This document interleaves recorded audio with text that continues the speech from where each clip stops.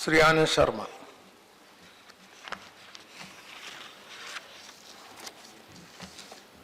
Sir, वित्त मंत्री ने अभी जीएसटी के 4 बिल, जीएसटी, आईजीएसटी, ये अभी सदन में प्रस्तुत किए हैं, जिनको लोकसभा ने पारित किया है। ये ज़रूरी हो जाता है कि हम जहां जीएसटी एक बड़ा परिवर्तन देश के टैक्स के अंदर लाएगा, इसको थोड़ा गहराई से देखें कि क्या हम पूरी तरह से आज की तारीख में तैयार हैं और क्या हर पहलू पर हमने विचार किया है।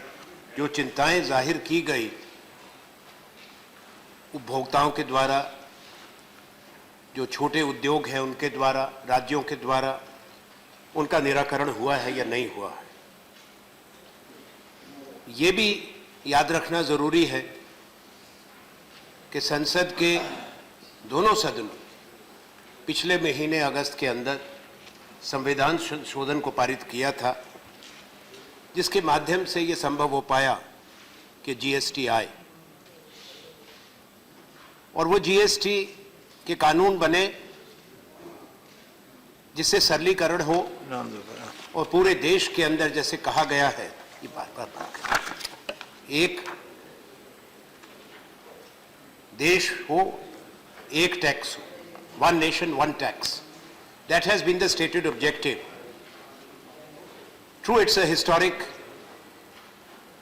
change, historic legislation, which will bring about a paradigm shift when it comes to the taxation of goods and services, both by the center and the states. So, but when we look at it, that there was a broad consensus across the political spectrum, which was achieved last year.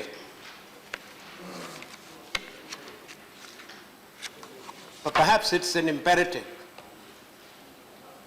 to recall that this was delayed for 7 long years, and delayed because of partisan standoffs, not because of any merit, not because of any justification.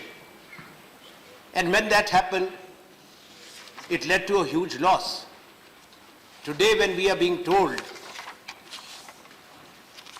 that, and it's correct also, that it will help in the long run to increase the GDP, there will be a value addition, whether it's 0.7% or 1.5%, we are not in a position. But surely it will benefit in the long term. There has to be some introspection by the finance minister and his colleagues and the government. By resisting and opposing it for so long, what was the loss caused to this country? And whether there is any realization or regret today? Perhaps not. But that is, in fact, a matter of pure academic interest today, because we cannot revert back to those years, nor we can reverse the clock of time. At the same time, I would also like to mention, though it has been categorized, and I am not questioning that as a money bill, yes, it is, when it comes to taxation, duties, it will be a. But it was discussed in this House, and there was a demand made that for legislative process to be effective, both the houses will be equally involved when it comes to the passage of these bills and these laws. Rajya Sabha, Mr. Deputy Chairman, sir, has been deliberately not being given that importance when it comes to important legislation. And I fail to understand why. When you bring about such a major change, as I said, that there was a national consensus. We tried to do it, we did not succeed. You have tried to do it, but the difference was that between then and now, that there is a mature and responsible opposition which understood that it was in the benefit of the country, and we decided to go ahead with the constitutional amendment, which actually has midwife or facilitated the laws that you seek to bring now.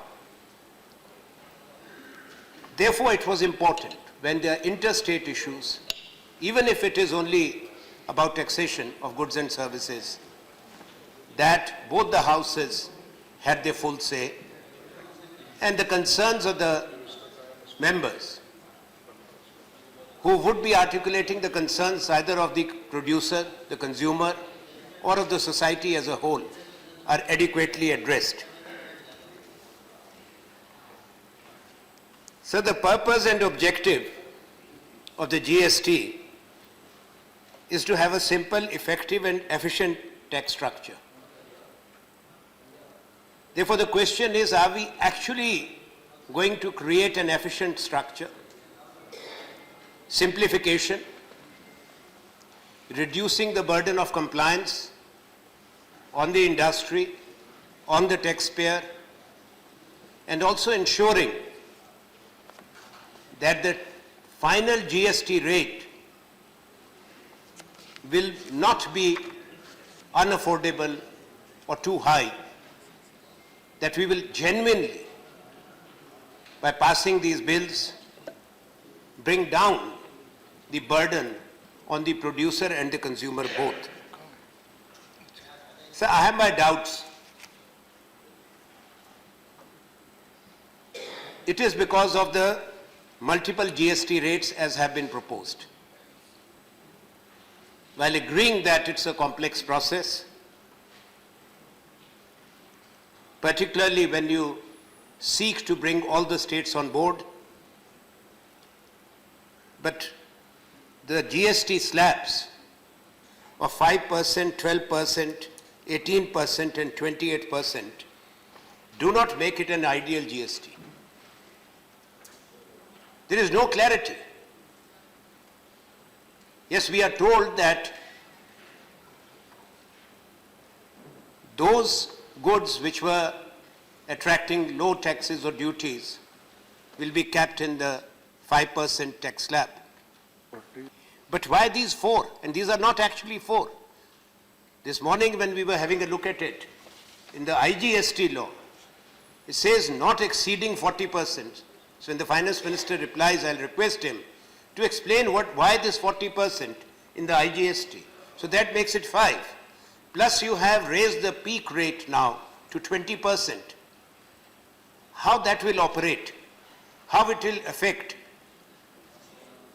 and also for the categorization, the listing of the goods and the listing of the services, unless and until you are ready with it. Then as we move, and during the transition period, I have my fears that there will be arbitrariness. It should be non-discretionary. So that is the first issue that I had to raise about these multiple tax rates and how it will impact the overall GST rates in this country, given the exemptions and the exclusions that we have. And I'll come to that later. Sir, the rules have yet to be framed. The GST Council had recommended the laws, the Lok Sabha has approved, but unless and until we have the lists, the different category of goods attracting different GST rates ready in public domain, which is acceptable, it will lead to implementation or compliance problems. And the rule should be clear. The industry must know, the states must know, the taxpayer must know what are the rules and when will you be ready with the rules. The government is keen to implement it by 1st of July. There's hardly any time left now. And why I'm saying so? Because you just formed some working groups on health, banking, insurance. These are pan-Indian services. And those working groups are going to give their reports. They have been asked to give their reports in 2 weeks. So by the 10th of April, the reports will be with the government.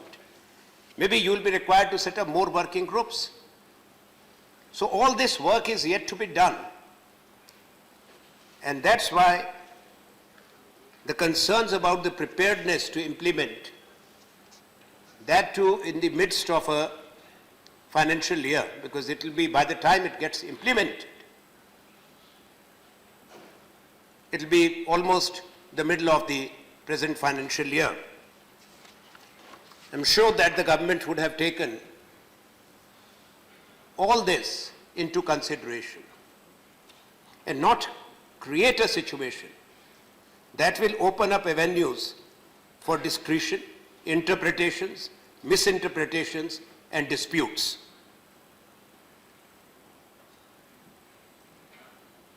We would like to urge the Finance Minister and surely the GST Council, which he chairs, that most of the goods where directly a citizen is affected, a consumer is affected, must be included in the 5% slab as they are presently taxed at low rates. And you should resist the temptation, as the suggestions have been made by some sections, to bring the maximum number of goods and services in the model GST rate of 18%. That should be resisted. That will be highly inflationary. लोगों पर बोझ पड़ेगा, उपभोक्ता पर भी, उद्योग पर भी. वो ना करे तो बेहतर होगा. और जब आप अपना उत्तर दें इस पे स्पष्टीकरण दें. कहा यही गया है कि अगर 2 जीएसटी रेट होते तो अच्छा होता, 2 या 3. जितने ज्यादा हुए हैं उससे ज्यादा गफलत होगी, ज्यादा नुकसान होगा और इसको अमल में लाने में आपको शायद प्रशासन को भी, केंद्र के और राज्यों के उतना ही कष्ट होगा, बराबरी का.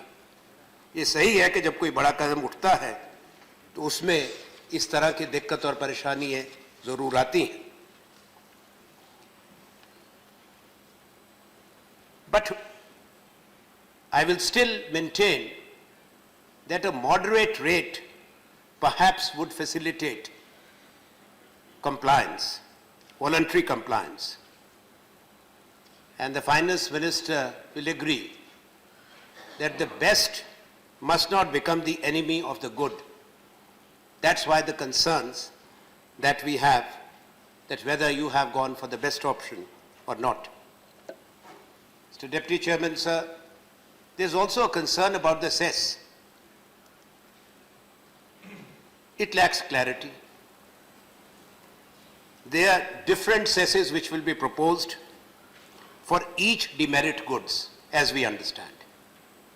Whether you will have one cess which will go towards a common fund to compensate for any revenue loss to the states, and what will finally be done with the cesses. Since you want one country, one tax, so what will you do with all these cesses which are already there, which actually is an additional burden, particularly when it comes to the consumers, the citizens, let alone the industry. In the last few years, we have seen increase in cesses, increase in service tax, which has adversely affected when it comes to the people, when it comes to the taxpayers. Whether eventually the Finance Minister proposes to subsume all these cesses once the transition period is over, and do you have any proposal that after a particular defined period of time, we will reduce these multiple slabs to improve not only the compliance, but also a GST which is acceptable which is not only there for the name's sake. Why I am saying so, sir? That when you look at the list of exclusions,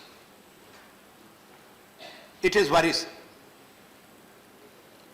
All petroleum products, diesel, petrol, aviation, turbine fuel, gas, that's kept out. It's elementary common sense that that is the biggest multiplier when it comes to the transaction costs. For transportation, we know that it has been included, but it will be triggered in. When I was referring to the petroleum products when you were talking to Power Minister, that the exclusion of the petroleum products actually is not a healthy sign. You may have constraints or compulsions. Each state will have its own diesel surcharge. Each state will have its own duties. So you will end up paying different prices like it is today for petrol or diesel all across the country. And unfortunately, you have not addressed the issue of the aviation fuel. It's a pan-India service, particularly when it comes to the input tax credits. How that will affect, and I'll come to other services where the concerns are bona fide concerns and which needs to be taken into consideration. So in addition to petroleum products, electricity has been kept out. Now electricity for production, particularly when we look at the core sector of the industry, whether it's cement, whether it is steel, the energy intensity is very high, going to 25%, 28% and 33%. Now you keep electricity out, so that is another. Each state will have its own, they will have their own rates. So how will it make one country, one tax? Real estate has been kept out. Why? When you are fighting illegal transactions, black money, why real estate should not come in? Why real estate should go out? Because it's not going to be resulting in any revenue loss to any of the states. Revenue neutral when you want to make it, and that's the objective. And also alcohol. We understand the difficulties. But when you 40% of the revenue base you keep out, or the GDP, how is it an ideal GST? It's not. It's imperfect. And how will you, even if you say the model GST rate is 18%, we do not know what is your definition, categorization or listing of the luxury goods, where the 28% tax will be there. And when you are looking at also one window of 40%, this will make perhaps our GST one of the highest GST rates in the world. This is a concern. So when we look at the global scenario, the GST rates are below 18%. In the rich and the developed countries, they're less than 17%. And same is the case with the emerging economies, 16.4%. So the finance minister alone can explain that when you have such a heavy list of exclusions, how are you going to help in achieving the objective? And particularly when it comes to bringing down the transaction costs and reducing the burden on the industry, particularly the mediums, micro and small enterprises. Sir, service tax is important because it's goods and service tax. There are many services. And most of the services are pan-Indian services, interstate services. We have seen 2.5% increase in the service tax. Now, even if you want to keep the service tax at the model GST rate, the Finance Minister must make it clear whether there will be different categorization of services also like the goods for different rates. But if you propose to keep it at 18%, even then 3.5% jump, it will be hugely inflationary. Now, there is no safeguard clause. When we look at the bills which have been passed and brought to this House, there is no proposal as to how you will address this issue of inflation and whether you are considering any safeguard, because it will be across the board. And therefore, the concern again is very serious and it should be taken in that spirit. So when we are talking of a model GST law, the registration and compliance in each state for suppliers of goods and services, we have to ensure that the complexities are less, especially for services which are interstate or pan-Indian. There's banking, insurance, telecom, airlines, e-commerce, transport. Now what is being done, it actually negates the very concept of improving the ease of doing business, which is one of the national objectives and priorities. Because the present GST law proposes registration in every state. So each state will have its own registration authority. That will come in the way of compliance. You are not improving the overall business climate. Ideally speaking, it's an imperative to have a centralized registration authority under the GST with credits to the states through the IGST mechanism. If you do not do that, then imagine the case of service providers who actually have to register in each state. Even if you say there will be refunds, and we are talking of inputs, credits, there are bound to be complications and bound to be difficulties. And if you propose to create, as this bill seeks to, a common market, there should also be single assessment, audit, and also for advanced ruling. Now what you are proposing is each state will have its own advanced ruling. A model GST law should have a clear mechanism how on this will be implemented, particularly when it comes to assessment and audit. Because dual administration will not only be tedious, but a severe drain on the administration, both the central government and the state governments. Multiplicity of proceedings for taxpayers, particularly for industry which has interstate presence or pan-Indian presence, will be creating more complications. Therefore, I would suggest, as I mentioned about the Central Registration Authority, and using the IGST mechanism for the tax credits, also a National Advanced Ruling Authority. Whether the Finance Minister will consider, whether this has been discussed in the GST Council. So during the transition periods, there will be bona fide concerns which will arise. People have to be prepared, industry has to be educated, everybody is not aware of these complex structures, laws.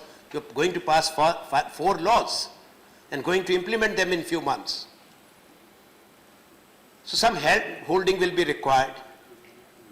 And during the transition period, it's important that the harsh provisions that you have put in of recovery, search, seizure are not implemented. There should be a period when industry is prepared, producer is prepared, taxpayer is prepared. Otherwise, with a low threshold when it comes to the exemption, which will hurt the small businesses, the small retailer, the small enterprises, because the threshold is far too low. It should have been much higher than the proposed 22 lakhs. Why that has not been achieved, only the government can explain.